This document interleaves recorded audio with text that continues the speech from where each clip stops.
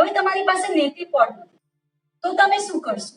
નેટી pot નથી તો તમારે આ જ રીતે એક ગ્લાસમાં પાણી લેવાનું છે, એમાં ચપટીભર મીઠું નાખવાનું છે. તમારા આંસુ જેટલું, તમારા આંસુની ખારાશ, જનરલી બધાએ જ આંસુની ખારાશ ચેક કરેલી હોય છે, એના જેટલું મીઠું લેવાનું છે અને હલાઈ લેવાનું છે. હવે તમારા ગ્લાસને તમારે તમારા નાક આગળ રાખવાનું છે. ગ્લાસ એવી રીતે રાખવાનો છે કે તમારું નાક પૂરેપૂરું અંદર ડૂબે. તમે જેમ શીપ મારો છો ને, ચાની ચુસ્કી મારો છો ને, એવી રીતે નાકથી પાણીને અંદર લેવાનું છે પૂરેપૂરું, અને એ પાણી તમારા મોઢામાં આવી જશે અને કફ સાથે બહાર નીકળશે. તમે જોયું મારા નાકમાંથી પાણી સદંતર બહાર નીકળી ગયું, કારણ કે હું રોજ જલનેતી કરું છું, તો મને કફનો બિલકુલ પ્રોબ્લેમ નથી. I was the chronic patient of asthma, પણ જલનેતી કરવાથી મને સારું થઈ ગયું છે. બીજી વસ્તુ કે આ જે કરાવું છું એ અંજની નેતી કહેવાય છે, જે હથેળીમાં પાણી લઈને કરવામાં આવે છે, દેટ ઇઝ અંજની નેતી. પણ અત્યારે હું તમને ગ્લાસથી બતાવી છું. રોજ નાતી વખતે આ નેતી કરી લેવી જોઈએ, તો ક્યારેય તમને શરદી અને કોઈ પણ શરદી કે સાઇનસના પ્રોબ્લેમ થશે નહીં. નાતી વખતે તમે જસ્ટ પાણીને લઈ લો, સાદા પાણીને પણ, કારણ કે સાદું પાણી પાસે તમે ટેવાઈ જશો એટલા માટે. ઊંડો શ્વાસ લો અને મોઢાથી પાણી બહાર કાઢો. શરૂઆતમાં આપણે ગરમ પાણીમાં મીઠું નાખી દઈશું, કારણ કે જો સાદું પાણી લઈશું તો એ માથા પર ચડી જશે, તો માથાનો દુખાવો થશે. શરૂઆતમાં જ્યારે આપણે અઠવાડિયું 10 દિવસ પ્રેક્ટિસ કરીશું ત્યારે આ જ રીતે કરીશું, અને પછી તમને એક વખત મહારત હાસિલ થઈ જાય આ કરવામાં, પછી તમે બાથરૂમમાં નાતા પણ કરી શકો. જોઈ લઈશું અંજની નેતી કેવી રીતે કરવામાં આવે છે. આ ગ્લાસ છે, એને મેં નાક અંદર નાખ્યું છે પૂરેપૂરું, અને હું મોઢું પણ બંધ રાખીશ. નાકથી શ્વાસ લઈશ જેથી કરીને પાણી સીધું મોઢામાં આવશે. તમે જોઈ શકો છો એ હું કેવી રીતે કરીશ.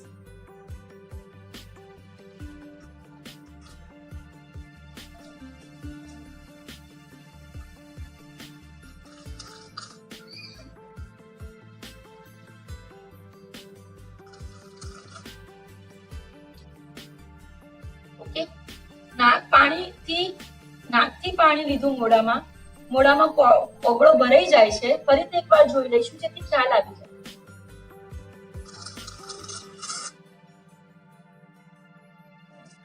Okay, clear? Once more time.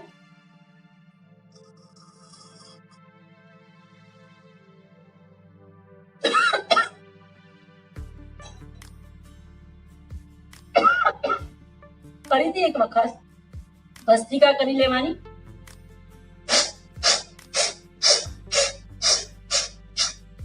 એ કર્યા પછી ટિલ્ટ કરીને તમારા શરીરના આ જ પોઝિશનમાં રાખવાનું છે જ્યારે તમે કાર્ય કરતા હો. ઓકે, ત્યારે ભસ્ત્રિકા કરો ત્યારે ખાસ.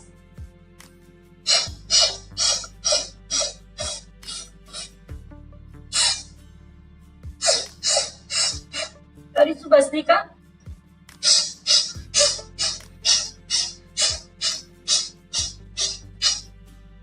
અને કપાલભાતી.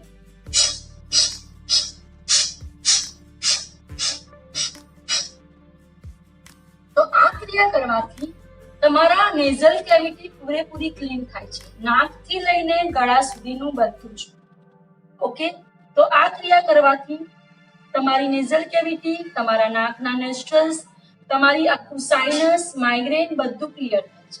આ કર્યા પછી જો સાઇનસ તમને એવું લાગે કે મારા ભરાઈ જશે, તો કપાલભાતી અને ભસ્ત્રિકા કર્યા પછી આપણે કરીશું રંધેન્દ્ર મસાજ.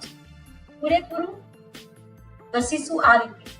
ઓકે, પહેલા અહીંથી સ્ટાર્ટ કરીશું, પછી અહીંથી એમ સ્ટાર્ટ કરીશું, ઉપરથી અહીંથી પૂરેપૂરું મસાજ કરીશું અને પોઈન્ટ આપીશું આ રીતે, જેથી કરીને તમારા સાઇનસમાં વધારે રહેલું પાણી પણ બહાર નીકળી જાય. ઓકે, સાઇનસ તમારા ક્લિયર થઈ જાય. જો આ કર્યા પછી પણ તમને એવું લાગે કે મને માથામાં કે કાનમાં થોડું પાણી રહી ગયું છે, તો તમારે એક નેપકિન લેવાનો, તમારા ઘરની લોડી પર એને ગરમ કરવાનો, એને અહીંયા લગાવતા જવાનું આ રીતે. ઓકે, તો તમારા તમારા શરીરમાં રહેલી પૂરેપૂરી ગરમી પણ બહાર નીકળી જશે. તમે મીઠું અને અજમો એ બે ભેગું કરીને પોટલી બનાવી શકો છો અને એ પોટલી તમે લોઢી પર ગરમ કરીને તમે અહીંયા લઈ જઈ શકો છો અને એને ક્લીન કરી શકો છો.